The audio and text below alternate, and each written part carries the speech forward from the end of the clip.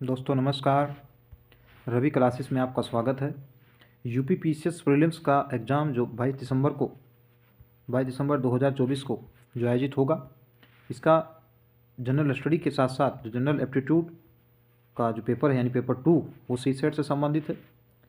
इस पेपर के प्रमुख जो सिलेबस है उसमें संचार कौशल यानी कम्युनिकेशन स्किल, निर्णय क्षमता, सामान्य हिंदी, जनरल इंग्लिश से संबंधित एमसीक्यूज पूछे जाते हैं। साथ ही मैथमेटिक्स और रीजनिंग के भी इसमें प्रश्न पूछे जाते हैं। तो इस श्रृंखला में हम मैथ्स और रीजनिंग के प्रश्नों को छोड़ करके अन्य जो सभी प्रश्न सीसेट के प्रश्न पत्र में पूछे गए हैं उन पर चर्चा करते हैं। अब से पहले हम 5 प्रश्न पत्र 2012 से लेकर के 2016 तक के प्रश्नों को हल कर चुके हैं। आज हम 2017 का जो सीसेट का प्रश्न पत्र आयोग द्वारा पूछा गया है उस पर चर्चा करेंगे। ये सभी प्रश्न आने वाले जो 22 दिसंबर को एग्ज़ाम होना है उसके लिए अति महत्वपूर्ण है। ये 2017 में जो यूपी पीसीएस प्रारंभिक परीक्षा में सीसेट के प्रश्न पत्र में पूछे गए प्रश्न हैं, द्वितीय प्रश्न पत्र का ये हल प्रश्न पत्र है जिसकी हम चर्चा करेंगे। तो आइए शुरू करते हैं। अध्यायवार इसमें प्रश्न दिए गए हैं। अंतर्व्यक्तिक एवं संचार कौशल से संबंधित पहला खंड है। इसमें पहला प्रश्न देखते हैं, अधोलिखित में से कौन सकारात्मक संप्रेषण माध्यम नहीं यानी पॉजिटिव कम्युनिकेशन व्हीकल कौन सा इसमें नहीं है? ज़्यादा व्यक्तिक होना, दोनों पक्षों को तत्काल पुनर्वेश और टनेल दृष्टि या फिर समाधान की शीघ्र प्राप्ति। तो ऑप्शन इसमें ए ज़्यादा पर्सनल होना यानी बीइंग मोर पर्सनल, ज़्यादा व्यक्तिगत होना ही ये सकारात्मक संप्रेषण का माध्यम नहीं है। तो ऑप्शन ए इसमें राइट हो जाएगा। प्रश्न नंबर 2 देखते हैं। इसमें दिया भी है, व्याख्या देखते हैं। ज़्यादा व्यक्तिक होना सकारात्मक संप्रेषण का माध्यम नहीं है। प्रश्न नंबर 2 दिया है, संचार में निस्पंदन के बुरे प्रभाव को कम करने के लिए किस उपाय का प्रयोग किया जाता है? 2 नंबर प्रश्न में गतिकी का, पराभाषा का या लघु परिधिकरण का या फिर स्पर्शीय संचार का।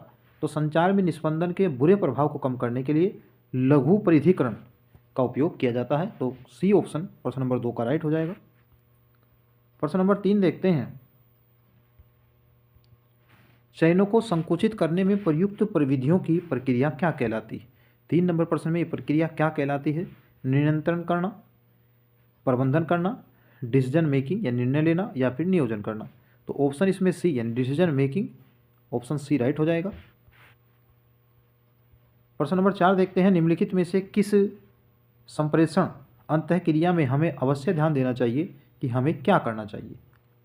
तो इसमें हमें संरचनात्मक नियम, संगठनात्मक नियम, वियोजक नियम या फिर नियामक नियम। तो इसमें आपका रेगुलेटिव रूल जो है ये डी ऑप्शन आपका इसमें राइट हो जाएगा। नियामक नियम में यह ध्यान देने की ज़रूरत होती है कि हमें आगे क्या करना चाहिए और अथवा क्या नहीं करना चाहिए। तात्पर्य है कि किसी परिकल्पना के निर्माण में पूर्व नियोजित प्रक्रिया के माध्यम से संप्रेषण होना चाहिए। तो डी ऑप्शन राइट हो जाएगा। प्रश्न नंबर 5 देखते हैं, संचार प्रक्रिया में निम्नलिखित में से कौन सा चरण पहले आता है? कम्युनिकेशन जो प्रक्रिया है, जो प्रोसेस है, उसमें कौन सा चरण पहले आता है? तो इसमें कूट लेखन जो अनकोडिंग है, ऑप्शन डी कूट लेखन सबसे पहले आता है। तो डी ऑप्शन राइट हो जाएगा। प्रश्न नंबर 6 देखते हैं, निम्नलिखित में से कौन उस कौशल को स्पष्ट करता है जो अंतःक्रिया और संप्रेषण को सुगम बनाता है? तो इसमें प्रबंधकीय कौशल नहीं है, इसमें सामाजिक कौशल यानी सोशल स्किल ये अंतःक्रिया और संप्रेषण को सुगम बनाती है। तो बी ऑप्शन 6 नंबर प्रश्न का राइट हो जाएगा। प्रश्न नंबर 7 देखते हैं, निम्नलिखित में से किसका प्रयोग अंतर्व्यक्तिक संबंधन व्यक्त करने में नहीं किया जाता है? लोक कौशल, मृदु कौशल, जीवन कौशल या फिर संगठनात्मक कौशल। तो डी ऑप्शन राइट हो जाएगा। ये सभी प्रश्न इंपॉर्टेंट है। 22 दिसंबर को जो यूपी पीसीएस की प्रारंभिक परीक्षा का आयोजन होना उसका सीसेट के प्रश्न के लिए अति महत्वपूर्ण है। औपचारिक दिशा निर्देश एवं प्राधिकार पदानुक्रम संचार के किस प्रकार के उदाहरण हैं? तो ये नियंत्रण के उदाहरण हो जाएंगे। ऑप्शन ए इसमें राइट हो जाएगा। व्याख्या देखते हैं, औपचारिक दिशा निर्देश एवं प्राधिकार पदानुक्रम संचार नियंत्रण प्रक्रिया का उदाहरण है। ध्यातव्य है कि संगठनों में पदानुक्रम एवं दिशा निर्देशात्मक संचार ऊपर से नीचे की ओर संचरित होते हैं, जिनका उद्देश्य होता है संगठन में नियंत्रण बनाए रखना। 9 नंबर प्रश्न दिया है, संचार में सबसे महत्वपूर्ण शब्द है, इसमें सी ऑप्शन तुम और हम। तो कम्युनिकेशन में तुम और हम ये सबसे महत्वपूर्ण यानी इंपॉर्टेंट शब्द हैं। अशाब्दिक संचार, अगला प्रश्न नंबर 10 दिया है, अशाब्दिक संचार में निहित है। तो अशाब्दिक संचार में क्या निहित है? देह भाषा, मुखीय अभिव्यक्ति और लहजा, यानी ए ऑप्शन अशाब्दिक संचार में तीनों सब जो है शामिल हो जाएगा। प्रश्न नंबर 11 देखते हैं, अंतर व्यक्ति के संबंधों में किसमें अधिक समय लगता है? इस संबंधों में किसमें जो है अधिक समय लगता है? तो इसमें आदान प्रदान में, संचार में, समव्यवहार में या फिर विश्वास बनाने में। तो ऑप्शन डी ही इसमें विश्वास बनाने में समय लगता है। ऑप्शन डी राइट हो जाएगा। अभी केवल हम इनकी व्याख्या करें इनके आंसर के साथ ही, जो कि कम समय में ज़्यादा से ज़्यादा प्रश्न हल हों। 2023 तक के प्रश्न हमें ये हल करना है और समय भी अभी बहुत कम है। साइमन द्वारा प्रस्तावित निर्णय लेने की क्रियाओं में से निम्नलिखित में से विषम प्रक्रिया कौन सी है? बुद्धिपूर्ण क्रिया है, अभिकल्प क्रिया है, चयन क्रिया है या फिर तादात्म्यकरण क्रिया है? तो आइडेंटिफिकेशन जो एक्टिविटी है वही इसमें, यानी डी ऑप्शन इसमें विषम हो जाएगा। तथ्य, सामग्री और निष्कर्ष के बीच मानसिक संयोजन क्या कहलाता है? 13 नंबर प्रश्न में राइट आंसर क्या होगा? स्पष्टीकरण करना या फिर अनुमान लगाना। तो अनुमान लगाना इसमें राइट हो जाएगा। तथ्य, सामग्री और निष्कर्ष के बीच मानसिक संयोजन, 13 नंबर प्रश्न का बी ऑप्शन राइट हो जाएगा। 14 नंबर प्रश्न देखते हैं, सहज ज्ञान निर्णय, ऑप्शन ए दिया है, का प्रयोग संगठनों में नहीं होता है, संचित निर्णय पर आधारित एक चेतन प्रक्रिया है, अनुभव, भावनाओं और संचित फैसलों पर आधारित निर्णय। तो सी ही ऑप्शन इसमें राइट हो जाएगा। प्रश्न नंबर 15 देखते हैं।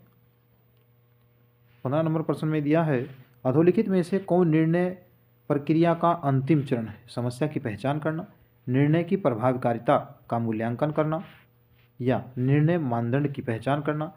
डी ऑप्शन समस्या का समाधान करने वाले विकल्प का चयन करना। तो इसमें निर्णय की प्रभावकारिता, प्रश्न के अनुसार कौन सी प्रक्रिया जो है यह निर्णय प्रक्रिया का अंतिम चरण है? तो बी ऑप्शन है, निर्णय की प्रभावकारिता का मूल्यांकन। बी ऑप्शन राइट हो जाएगा। प्रश्न नंबर 16 देखते हैं, तर्कना के स्थापित नियमों के विपरीत निर्णय प्रक्रिया में क्या निहित है? तो देखते हैं क्या है। अन्य नियमों का गुच्छन, अनिश्चितता, विश्वसनीय सूचना या फिर उपरोक्त में से कोई नहीं। तो इसमें बी ऑप्शन यानी अनिश्चितता इसका राइट आंसर हो जाएगा। 17 नंबर प्रश्न देखते हैं, इस कथन पर विचार कीजिए, विभिन्न विभागों के महत्वपूर्ण विवादों को निपटाने में न्यायालय को बहुत कम समय लगता है। निम्नलिखित में से कौन क्रियाविधि सर्वाधिक उचित है? नीचे दिए गए कोड से उत्तर चुनना है। पहला जो कथन दिया है, न्यायालय को त्वरित निर्णय देने के लिए विशेष उपाय करने चाहिए। दूसरा ऑप्शन है, अनेक विभागों के विवादों को निपटाने के लिए अधिकारियों को विशेष अधिकार देने चाहिए। तो इसमें ऑप्शन दो ऑप्शन यानी सी ऑप्शन इसमें राइट हो जाएगा। प्रश्न नंबर 18 देखते हैं, समस्या समाधान के त्रिप्रक्रम आगम के अनुसार निम्न में से कौन अंतर्दृष्टि का एक प्रकार नहीं? चयनात्मक कूट संकेतन, चयनात्मक तुलना, चयनात्मक भंडारण। यह समस्या समाधान के त्रिप्रक्रम आगम के अनुसार ये अंतर्दृष्टि का एक प्रकार नहीं है। तो सी ऑप्शन इसमें राइट हो जाएगा। प्रश्न नंबर 19 देखते हैं, एक सुपरिभाषित समस्या में अधोलिखित विशेषताएं होती हैं। सुपरिभाषित कोई समस्या है उसमें कौन सी विशेषता जो है शामिल होती हैं? तो इसमें प्रारंभिक अवस्था समस्या स्थान या स्वतः शोध पर संकारक, या प्रारंभिक अवस्था लक्ष्य अवस्था संकारक एवं नियंत्रक। तो बी ऑप्शन इसमें राइट हो जाएगा। 20 नंबर प्रश्न देखते हैं, निम्नलिखित में से कौन दमन समाधान की असवस्थ अनुक्रिया? तो दमन समाधान की असवस्थ जो अनुक्रिया है वह इसमें बी ऑप्शन आपका राइट हो जाएगा, समझौता पाने की अक्षमता। तार्किक एवं विश्लेषणात्मक अक्षमता इस अध्याय से संबंधित प्रश्न है, उन्हें देखते हैं। अभी तक सभी मनुष्य जो मेरे संपर्क में आए हैं स्वार्थी हैं, अतएव मैं यह अनुमान क्यों न लगा लूं कि मनुष्य स्वार्थी है। इसमें निहित तर्क दोष है। 21 नंबर प्रश्न देखना है, इसमें जो निहित तर्क दोष है वह है, पहला ऑप्शन दिया है आत्माश्रय, दूसरा दिया है अवैध सामान्यीकरण। तो बी ही ऑप्शन इसमें, बी ऑप्शन यानी अवैध सामान्यीकरण सही हो जाएगा। इसमें निहित तर्क दोष क्या है? अवैध सामान्यीकरण। 22 नंबर प्रश्न देखते हैं, बहुत से लोग बिस्तर पर मर जाते हैं, अतएव बिस्तर पर नहीं लेटना चाहिए, इसमें निहित तर्क दोष कौन सा है। ठीक इसी प्रकार के प्रश्न आपसे पूछे जाएंगे सीसेट का जो पेपर 2 है, जिसमें आपको 33% न्यूनतम अंक अर्जित करना है। इसके लिए पूर्व में जो PYQ हैं जो पूछे गए हैं, इनका विश्लेषण करना, एनालिसिस करना बहुत जरूरी है। तो इसमें निहित तर्क दोष कौन सा है। 22 नंबर प्रश्न में निहित तर्क दोष अनिरीक्षण तथा अवैध सामान्यीकरण, यानी ए ऑप्शन इसमें राइट हो जाएगा। 23 नंबर प्रश्न देखते हैं। वह अवश्य अत्यंत अच्छा आदमी है, क्योंकि उसके बोलने के ढंग से मैं अत्यंत प्रभावित हूँ। इसमें निहित तर्क दोष कौन सा है। क्या इसमें अर्थांतर दोष है, क्या इसमें संग्रह है, क्या विग्रह है, या अवैध सामान्यीकरण। तो इसमें अर्थांतर दोष, यानी ए ऑप्शन राइट हो जाएगा। 24 नंबर प्रश्न देखते हैं। शराब स्वास्थ्य के लिए हानिकारक नहीं हो सकती, क्योंकि यदि ऐसा होता तो डॉक्टर उसे संतुष्ट न करते। इसमें निहित तर्क दोष कौन सा है। 24 नंबर प्रश्न में क्या चतुष्पदी है, अर्थांतर है, आत्माश्रय है, या फिर अवैध सामान्यीकरण। तो डी ऑप्शन राइट हो जाएगा। 25 नंबर प्रश्न देखते हैं। विश्वविद्यालय सीखने का मंदिर है, अतएव इसमें राजनीति के लिए स्थान नहीं है। इसमें निहित तर्क दोष कौन सा है। तो 24 नंबर प्रश्न में इसमें पहला ही ऑप्शन यानी अर्थांतर इसमें राइट आंसर हो जाएगा आपका। क्वेश्चन नंबर 26 है। 13 एक संख्या है, 6 और 7 13 होते हैं, यानी 13 एक संख्या है और 6 और 7 का योग ये 13 होता है। आगे कहा अतएव 6 तथा 7 एक संख्या है, इसमें निहित तर्क दोष कौन सा है। तो इसमें निहित तर्क दोष संग्रह है, विग्रह है, चतुष्पदी है, या फिर उपरोक्त में से कोई नहीं। तो ऑप्शन सी ही इसमें राइट हो जाएगा। चतुष्पदी दोष है, यानी तर्क दोष है। 28 नंबर प्रश्न देखते हैं। शेक्सपियर के सभी ग्रंथ एक दिन में ही नहीं पढ़े जा सकते। हैमलेट शेक्सपियर का एक ग्रंथ है, अतएव हैमलेट एक दिन में नहीं पढ़ा जा सकता। 28 नंबर प्रश्न में देखते हैं। इसमें निहित जो तर्क दोष है वो पूछ रहा है। क्या इसमें विग्रह है, संग्रह है, आत्माश्रय है, या फिर कोई नहीं है। तो ऑप्शन ए डिवीजन यानी विग्रह इसमें राइट आंसर हो जाएगा। 29 नंबर प्रश्न देखते हैं। युद्ध का लक्ष्य अस्थायी शांति है, अतएव सैनिक सर्वोत्तम शांति बनाने वाले हैं। इसमें निहित तर्क दोष कौन सा है। तो निहित तर्क दोष देखना आत्माश्रय है, चतुष्पदी है, अवैध सामान्यीकरण है, या फिर विग्रह है। लेकिन इसमें ऑप्शन बी यानी 4 टर्म्स यानी चतुष्पदी राइट आंसर हो जाएगा। अब सामान्य हिंदी, ये आपका सामान्य जो बौद्धिक अक्षमता, निर्णय क्षमता, संचार कौशल संबंधित प्रश्न है उन्हें हमने हल किया है। अब हम सामान्य हिंदी के व्याकरण से जो प्रश्न पूछे गए उन पर चर्चा करेंगे। अब यह 33% अंक अर्जित करने का सबसे आसान तरीका है कि आप जो हिंदी के 20 प्रश्न हैं, साथ ही इंग्लिश के जो 10 से 12 प्रश्न, 10 से 15 प्रश्न पूछे जाते हैं, और साथ ही जो संचार कौशल यानी कम्युनिकेशन स्किल से संबंधित जो प्रश्न हैं 20 से 25 प्रश्न आपसे वहाँ हो जाएगा। तो आप आसानी से हिंदी, इंग्लिश और सीसेट यानी संचार कम्युनिकेशन स्किल के माध्यम से भी 33% अंक आसानी से प्राप्त कर सकते हैं। अवगुंठन का अर्थ है, तो अवगुंठन का अर्थ ये घूंघट हो जाएगा। ऑप्शन ए राइट होगा इसमें। जैसा करोगे वैसा भरोगे वाक्य में सर्वनाम है, तो ये संबंधवाचक सर्वनाम है। ऑप्शन सी राइट हो जाएगा। ज़्यादा इसमें व्याख्या करने की आवश्यकता नहीं है।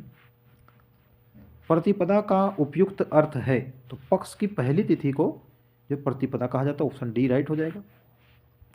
चौराहा, इसमें पहला जो शब्द है ये संख्यावाचक हो गया, इसलिए इसमें द्विगु समास है। चूंकि द्विगु समास की विशेषता होती है कि इसमें जो प्रथम पद होता है वह संख्यावाची होता है। विलोम शब्द से संबंधित प्रश्न है। अनुरूप का विलोम प्रतिरूप हो जाएगा। ऑप्शन बी राइट होगा। आगे देखते हैं। अधोलिखित में एक पर्यायवाची युग्म सही नहीं है। पुरंदर, अमरपति, सरोवर, पुष्कर, फणी, उरग, जल्दी, जल्दी, अम्बुद। तो ये सी ही ऑप्शन इसमें आपका राइट नहीं होगा, मतलब सी ऑप्शन इसमें राइट हो जाएगा आपका, क्योंकि जल्दी और अम्बुद पर्यायवाची शब्द नहीं है। जल्दी ये समुद्र का पर्यायवाची है, जबकि अम्बुद बादल का पर्यायवाची है। तो सी ऑप्शन राइट हो जाएगा। गूलर का फूल होना, दुर्लभ होना, ऑप्शन डी राइट होगा इसमें। भभूत का तत्सम शब्द है, तो भभूत का जो तत्सम शब्द है वह विभूति हो जाएगा। आप हिंदी में ध्यान रखें, विलोम शब्द, तत्सम शब्द, पर्यायवाची शब्द, संधि, समास, इन सभी टॉपिक से मुहावरा, लोकोक्ति एक एक प्रश्न आपसे पूछा जाएगा। सदैव में संधि कौन सी? तो सदैव में सदा जमा एव, यानी सदा धन एव, तो इसमें वृद्धि संधि हो जाएगा।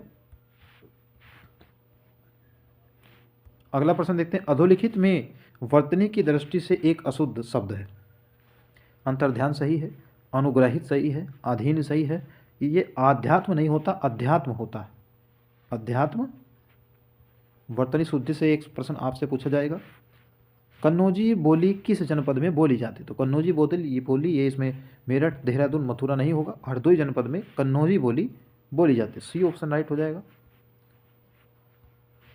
82 नंबर प्रश्न है, अधोलिखित में से एक भोजपुरी क्षेत्र नहीं। देवरिया, मिर्जापुर, बलिया, इलाहाबाद यानी प्रयागराज, वर्तमान में इसका नाम प्रयागराज, तो प्रयाग जो है ये भोजपुरी क्षेत्र नहीं।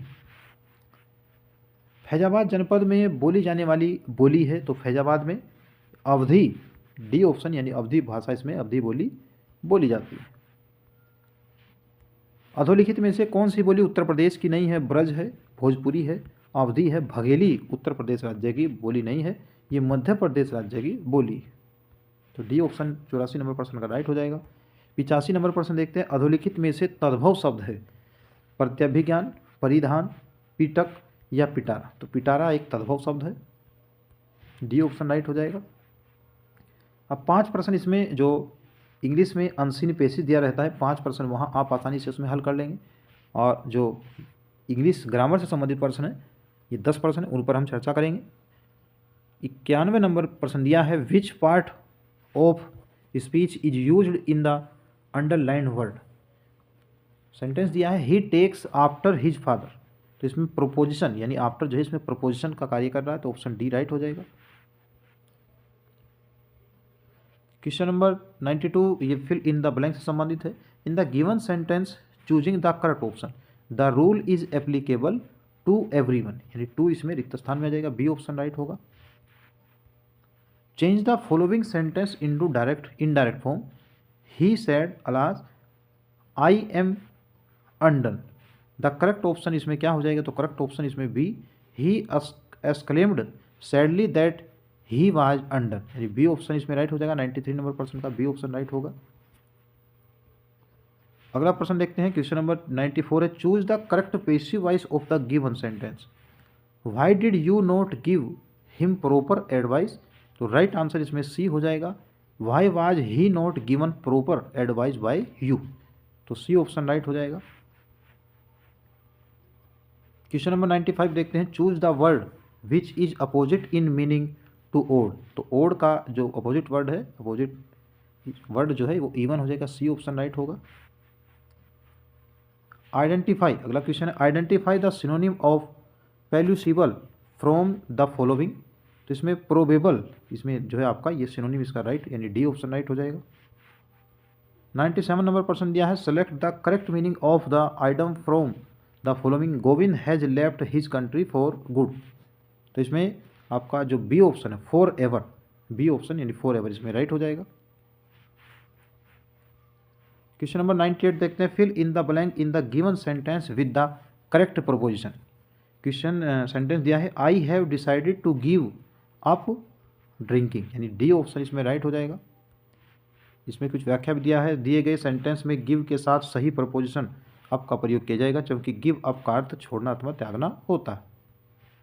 99 नंबर प्रश्न देखते हैं, fill in the blank in the given sentence with the correct preposition, at last he made up आ जाएगा, at last he made up his mind to support us, यानी सी ऑप्शन 99 नंबर प्रश्न का right हो जाएगा।